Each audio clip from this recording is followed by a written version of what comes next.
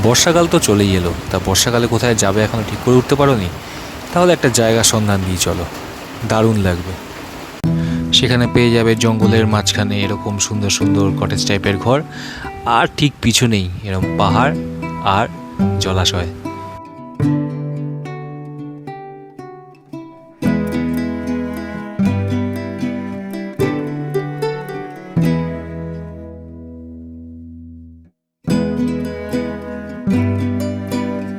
তাহলে চলো কি করে যাবে বলে দিই।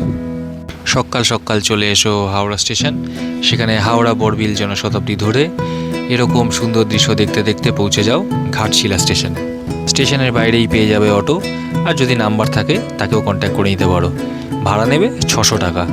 তারপর এরকম গ্রামের মধ্যে দিয়ে এগিয়ে যাও, ভাগ্যে থাকলে রাস্তায় ময়ূরও দেখতে পারো। অবশেষে পৌঁছে যাবে তুমি কুর্চি বন আবাস। আমরা ছিলাম এখানে শাল, পিয়াল, শিমুল এই 3টে কটেজ রুমে। এগুলোর ভাড়া 2000 টাকা করে প্রতিদিন ছিল।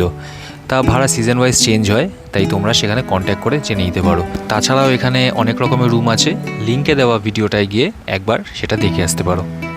আর দুপুরের খাবারটা জাস্ট দারুণ ছিল। রাতে খেয়ে নিতে পারো তোমরা পাতা পোড়া চিকেন। এরপর পরের দিন সকালবেলা বেরিয়ে পড়ো ঘুরতে।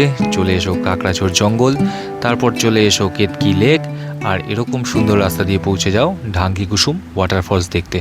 জায়গাটা অসাধারণ ছিল। আর দুপুরে খিদে পেলে কোনো অসুবিধা নেই, বেলপাহাড়িতে চলে আসো কাঁচা লঙ্কা রেস্টুরেন্টে, খাওয়ার অনবদ্য। আমাদের আরও কয়েকটা স্পটে যাওয়ার কথা ছিল, কিন্তু অবস্থা দেখেছো, বৃষ্টির জন্য পুরো এলাকা ভেসে গেছে। একটা সময় হোটেলে ফেরাটাই সংশয় হয়ে গেছিল। কোনোভাবে হোটেলে ফিরতে পারলেও পরের দিন আমাদের বাড়ি ফেরাটা কিন্তু খুব চাপের হয়ে গেছিলো। তা বাড়ি কি ফিরতে পারলাম? দেখতে হলে চলে এসো আমাদের বংশপ্রয়ার ইউটিউব চ্যানেলে, সাথে লিংক দিয়ে দিলাম। টাটা।